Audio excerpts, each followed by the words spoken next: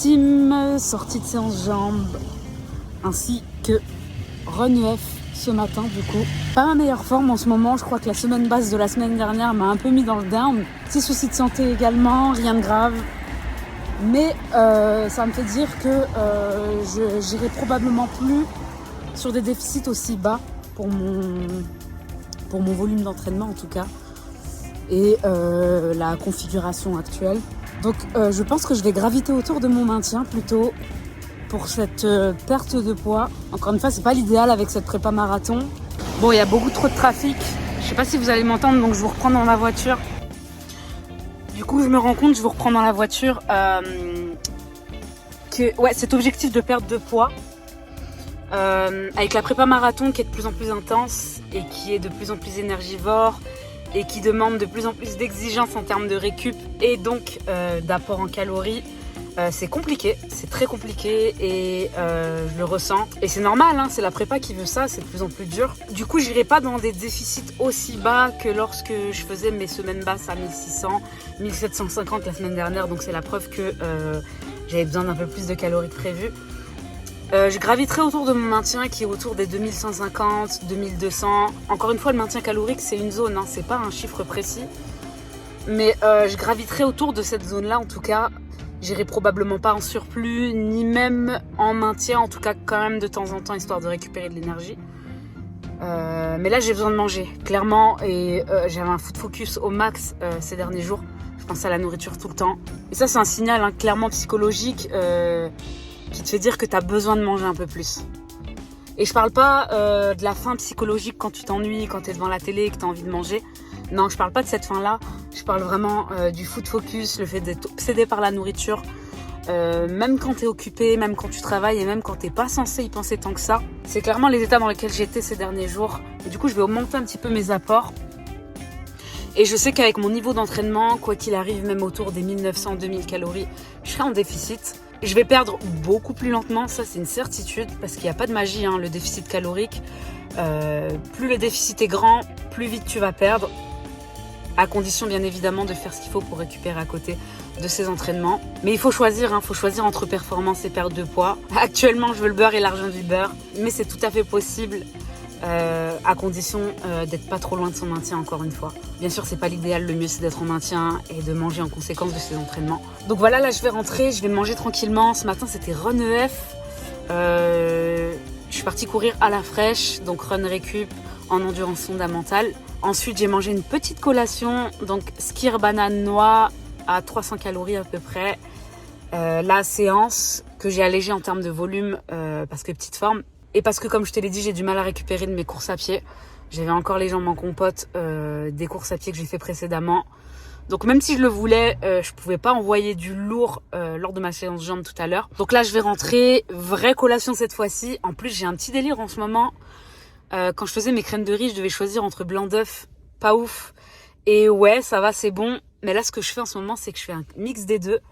Donc je mange entre 60 et 80 grammes de crème de riz, mélangé à mi-blanc d'œuf, mi-protéines en poudre.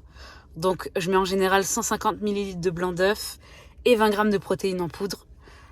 De toute façon, je vais te montrer comment je prépare ça, mais c'est excellent. Vraiment, c'est très bon. En termes de volume, c'est vachement plus intéressant parce que vu que je mixe avec les blancs d'œufs, du coup ça fait plus de volume que de la poudre quand je mets de la protéine en poudre. Toujours avec la cannelle, le beurre d'amande. Et là, je mixe en ce moment soit avec de la confiture glucorégule, donc qui n'est pas de la confiture, hein, c'est de la gelée de fruits ou de la purée de fruits si vous voulez. Et un fruit du coup, donc soit banane, soit pomme, soit framboise surgelée. Ça me fait penser qu'une fois que j'aurai fini vraiment cette prépa marathon et bien sûr le marathon, je pense que là, soit je ferai appel à un coach, histoire de déléguer cette partie. Parce que comme je vous l'ai dit, on est rarement objectif envers nous-mêmes. Et quand on se gère nous-mêmes, on a tout l'aspect émotionnel qui entre en jeu et ça devient beaucoup plus difficile en fait de se prendre en charge que si c'est quelqu'un d'autre qui le fait. Et du coup, sans la partie course à pied, full muscu, avec bien sûr toujours le mode de vie actif, donc les pas, je pense que je vais vraiment pouvoir envoyer du lourd pour de vrai niveau physique. Ça va plus être le même game, mais bon, marathon first. Le marathon, c'est vraiment un de mes rêves. un truc que je veux faire au moins une fois dans ma vie. Je sais pas si vous connaissez le concept de la liste des rêves, la liste des 100 rêves. Donc le principe, c'est que vous prenez un papier et vous vous notez vraiment 100 choses que vous voulez faire au moins une fois dans votre vie, donc du coup avant de partir. Ça peut être soit en parachute, voir des aurores boréales, plein de choses. Et moi, parmi mes 100 rêves, du coup, j'ai le fait de faire un marathon au moins une fois dans ma vie. Bien sûr, la liste, elle est amenée à évoluer. Il y a des trucs que vous voulez faire maintenant, que vous voudrez certainement plus faire plus tard. Mais bon, une fois que ce sera fait, ça va être full focus physique. Où vraiment, là, j'aurai pas d'excuses. Je vais pouvoir descendre dans des déficits un peu plus prononcés, perdre du gras à une vitesse plus rapide aussi. J'ai vraiment hâte. Mais bon, chaque chose en son temps. Là, j'ai choisi de faire un marathon. Je vais m'y tenir. Et je vais me lancer à 100% dans cette prépa. Sachant que j'ai déjà fait un semi en 2h30, ce qui est pas ouf en vrai. Hein. Enfin, pas ouf. Je suis quand même satisfaite de moi-même. Hein. La course à pied, c'est pas mon truc de base. C'est un défi que je m'étais lancé. Et je suis vraiment contente de l'avoir terminé sans avoir marché, même pas une seule fois. Et là, ça va être... donc en théorie, je devrais faire le marathon, je dis bien en théorie, en 5 heures. Mais 5 heures, c'est long quand même. Hein. Donc j'aimerais bien vraiment le faire en moins de 4h30. Donc je m'entraîne pour ça. J'espère qu'on va y arriver. D'ailleurs, c'était aussi un objectif course à pied, que ce soit un semi, un marathon, un 10 km. N'hésite pas à me le dire dans les commentaires. On va se motiver mutuellement.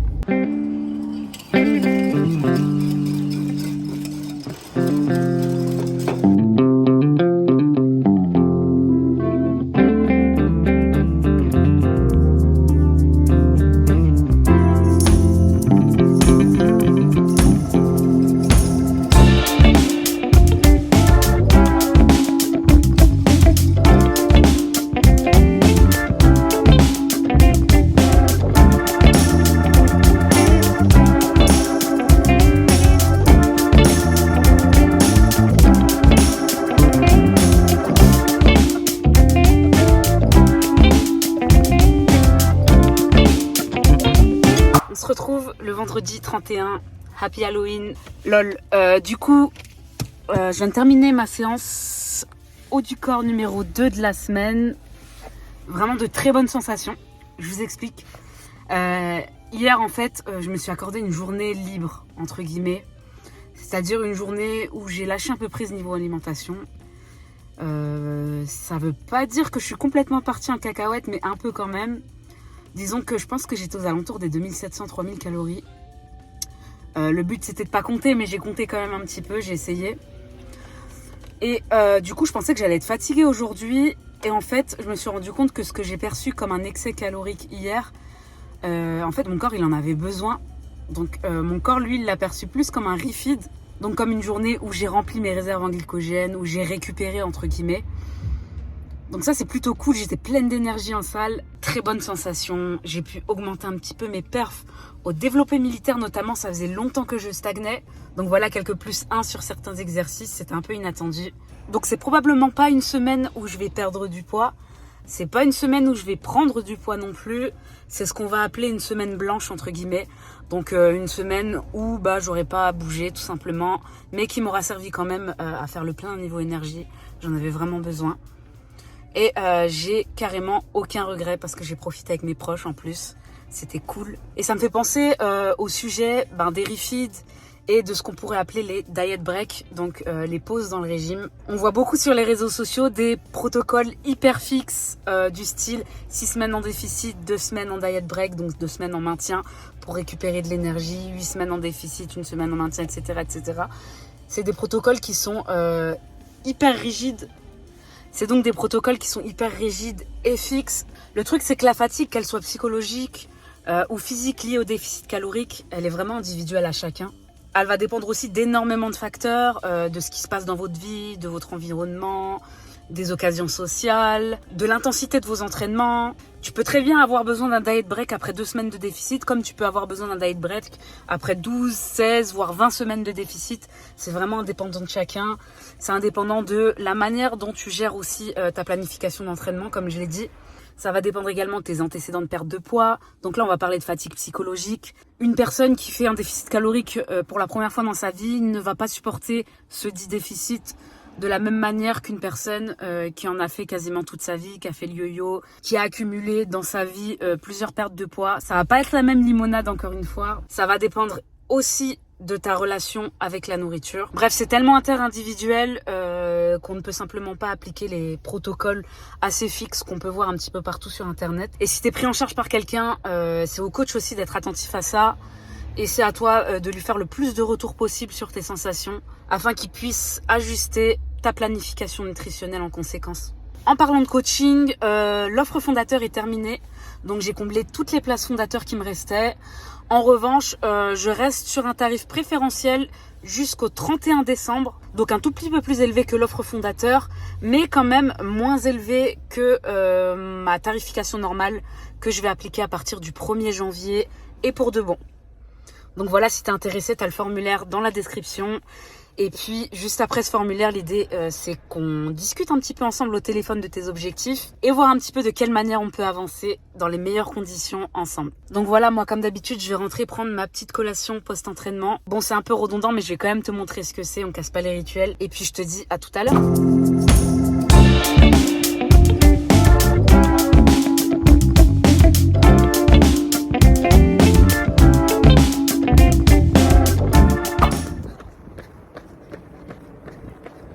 On se retrouve un peu plus tard dans la journée, fin du run récup, 40 minutes en endurance fondamentale, tranquillement. La petite Powerade 0 que j'ai pris à Carrefour à l'instant. Et puis, petit hack, jour 20 calories, hyper volumineux, super bon. Bon, je le tolère pas très bien. J'avoue que c'est pas bien, je suis pas censée manger ça, mais j'aime trop, c'est trop bon. Et franchement, avec des légumes, un peu de sriracha, ça passe super bien. J'en profite pour revenir sur le sujet des diet breaks dont je parlais tout à l'heure. Je voulais préciser que les diet breaks, donc les pauses que vous pouvez prendre dans votre diète, histoire de récupérer un petit peu d'énergie et aussi de récupérer psychologiquement, hyper important, elles n'ont pas de durée fixe non plus. Hein. Vous pouvez faire des diet breaks d'une semaine, de 2 semaines, mais même de quelques mois. Ça peut aller jusqu'à quelques mois si jamais c'est pas le moment pour vous, simplement d'être en déficit, que vous traversez un événement particulier. Je pense notamment à cette période de l'hiver dont je parlais dans la dernière vidéo. Je pense également notamment aux fêtes de fin d'année où vous pouvez justement en profiter pour lancer un diet break, donc une petite pause à maintenance pendant quelques semaines, histoire de pouvoir justement être plus flexible dans votre diète grâce à ce maintien, mais également ne pas gâcher les résultats que vous avez eus jusqu'à présent. On en parlait dans la dernière vidéo. Bon, sinon, moi je vais rentrer tranquillement à la maison. Petite marche du retour après le run comme d'habitude. Je vais cuisiner cette petite semoule. Et puis si vous voyez des boutons pop sur mon visage dans les prochains jours, c'est normal, hein. C'est le gluten. Ça, j'avoue, c'est pas bien. N'hésitez pas à me gronder dans les commentaires. Puis le pire, c'est que autant le lactose, j'ai une petite intolérance, mais ça va, mon seuil de tolérance, il est assez élevé.